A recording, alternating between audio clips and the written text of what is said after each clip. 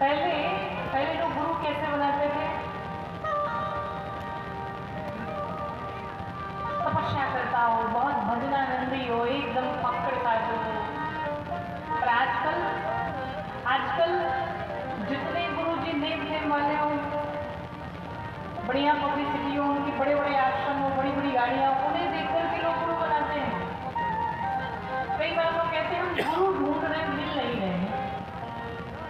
हमें इस बात से हंसी आती है कि आपके भीतर जब इतनी क्षमता है कि आप ही गुरु ढूंढ रहे हैं, मतलब आप गुरु जी से ऊपर हैं। गुरु जी ढूंढने वाले की कृपा होती है कि भगवान की कृपा से जीवन में सच्चे गुरु की प्राप्ति होती है। किस किसने गुरु बनाया अभी तक? किसी ने दीक्षा ली है, मंत्र लिया है? इधर कितना बड़ा पुण्य का काम किया है ना। गांव में बड़ा भ्रम है, लोगों से पूछो गुरु जी कब बनाएंगे, नारायण बेटी कभी आकर तब और पूरी पहलवा इस भ्रम से बाहर आइए। गुरु बनाने के लिए हमें विवाह करने की और बच्चों के विवाह करने की आवश्यकता नहीं है। जितना जल्दी हो सके गुरु बनाइए। अरे भागवत जी का अध्ययन करिए, भागवत जी पढ़िए। ध्रुव जी ने कितनी छोटी सी आयु में गुरु बनाया था ऋषि नारद को। हमारे जीवन में एक महात्मा का आगमन न हो जाए, गुरु का आगमन न हो जाए, तब तक इस आत्मा और परमात्मा का मिलन संभव नहीं है। मनुष्य का शरीर तो भगवान ने दे दिया है, पर इस मनुष्य को हम सुलभ कैसे बनाएंगे? सार्थकता के स्वानदार हो। और सामान बेचने के लिए झूठ तो बोलना ही पड़ता है। भाई जो सामान 50 का है, बेनिफिट के लिए 100 कहना पड़ता है। अब लोग मानते नहीं। काम में गुरु जी की फोटो लगाई और अब कोई आता है और मैं 50 का सामान 100 में बेचता हूँ और कोई कहता है कि नहीं तुम झूठ बोल रहे हो, तो मैं जा करके गुरु जी की फोटो छू करके कहता है गुरु जी की कसम खा के कह हम नहीं कह रहा। तो बताओ, तो सामान बेचने के लिए गुरु जी का प्रयोग कर रहे हैं लोग आजकल। कलयुग है, बड़ी विडंबना है। सच्चा शिष्य मिलना भी बड़ा दुर्लभ है और सच्चा गुरु मिलना भी बहुत दुर्लभ है। अगर मिल जाए तो भगवान की बड़ी कृपा है। पर निस्वार्थ प्रेम किया जाए, वो गुरु से प्रेम हो या किसी से भी प्रेम हो, प्रयास करिए कि हम सच्चे भाव से भगवान से जुड़े, अपने गुरुदेव भगवान से जुड़े। सामने वाला कैसा है ये उसके कर्म है, पर हम अपने कर्मों को कभी न बिगाड़े। हमारी निष्ठा, हमारी श्रद्धा गुरुदेव की वंदना की गोस्वामी जी ने, आगे संतों की वंदना की, संतों को संता का प्रयास बताया है गोस्वामी जी ने। संत का देखिए कोई स्वरूप नहीं होता है। जिसने सफेद वस्त्र पहन ली, जिसने लाल वस्त्र पहन ली, जिसने पीले वस्त्र पहन लिए, सन्यासियों का वस्त्र धारण कर लिया, क्या वस्त्र धारण करने से वो संत बन जाएगा? कदापि। क्योंकि संत का स्वरूप से कोई मतलब नहीं होता है। संत एक धोती कुर्ता वाला भी हो सकता है और संत है, संत स्वरूप से नहीं बल्कि स्वभाव से होता है। जिसके हृदय में दूसरों के प्रति दया है, जिसके हृदय में दूसरों के प्रति सहायता करने की इच्छा है, जो दूसरों के दुख को देख करके दुखित हो जाए, जो दूसरों के सुख को देख करके प्रसन्न हो जाए, वही सबसे बड़ा संत है। और अगर आपके भीतर ये गुण है तो आपसे बड़ा कोई संत नहीं है। स्वरूप बिगड़ जाए तो जाकर के मार्केट से आप भी जाकर के सफेद कपड़े पहन के और बढ़िया से जाकर के कंठी वंटी पहन के हाथ में एक माला लेके संत बन गए? कभी नहीं। तो संत का कोई स्वरूप नहीं होता है, माला लेने से कोई संत नहीं बनता है। संत भीतर होना चाहिए, संतत्व भीतर होना चाहिए, स्वभाव वो संत का होना चाहिए, जिसे देखने के पश्चात श्री ठाकुर जी की याद आ जाए, भगवान की याद आ जाए, संत को देख करके अनंत का स्मरण हो जाए, वही सबसे बड़ा संत है जो आपको भगवान के लिए जाकर के जोड़ते। गोस्वामी जी ने संतों की वंदना करते हुए इस सत्संग की वंदना की है। इस सत्संग की कितनी महिमा है कि मज्जन फला पे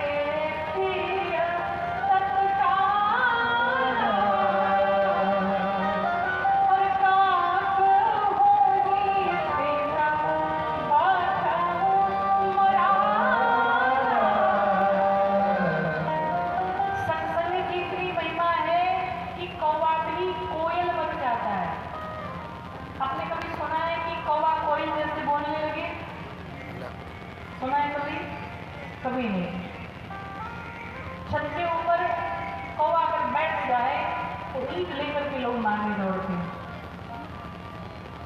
पर मानस जी में एक कौवा महाराज हैं जो कोयल के जैसे मीठा बोलते हैं। कौन है?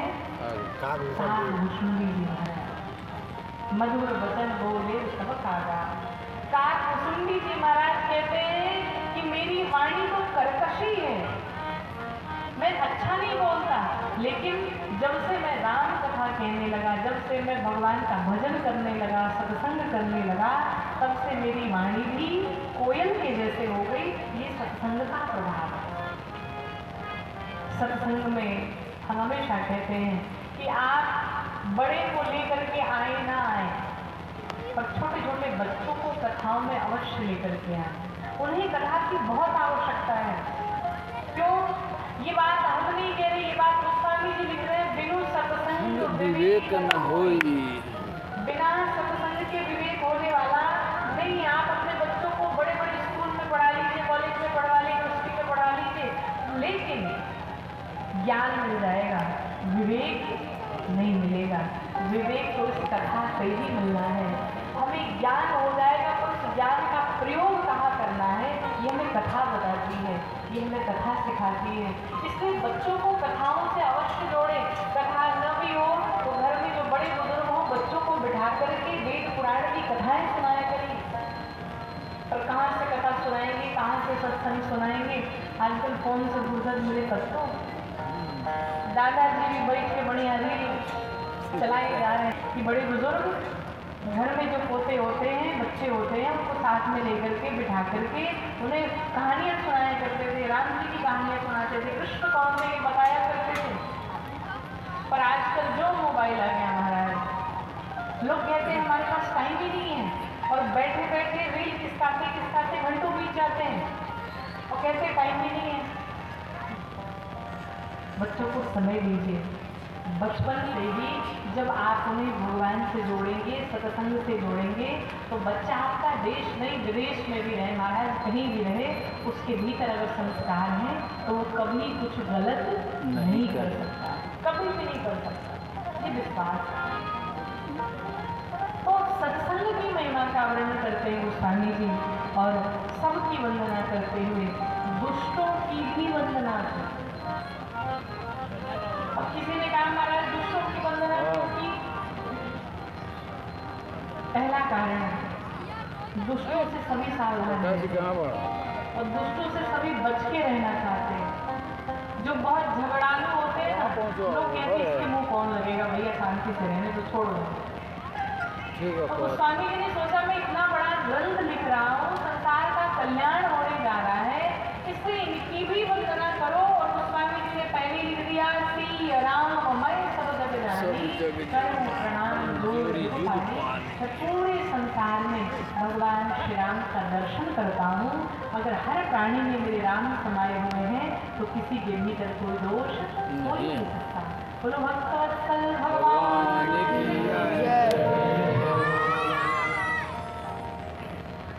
सबकी वंदना करते हुए श्री राम अयोध्या की वंदना करते हैं, महाराज दशरथ की वंदना की, और तीनों महारानियों की वंदना की, भरत जी, लक्ष्मण जी, शत्रुघ्न जी, सबकी वंदना करते हुए अंत में भगवान श्री राम के नाम की वंदना करते हैं।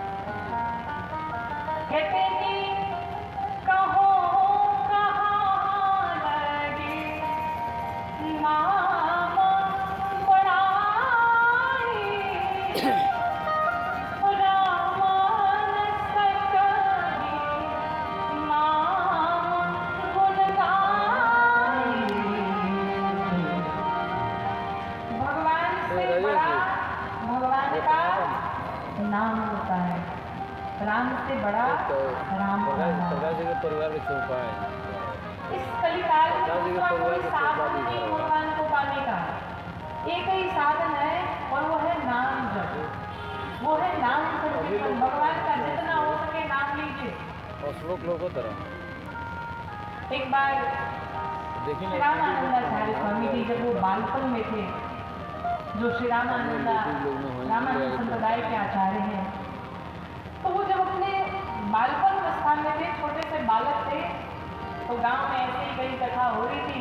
एक संत भगवान आए तो अपनी कथाओं में कह रहे थे कि राम का नाम बड़ा कल्याणकारी है।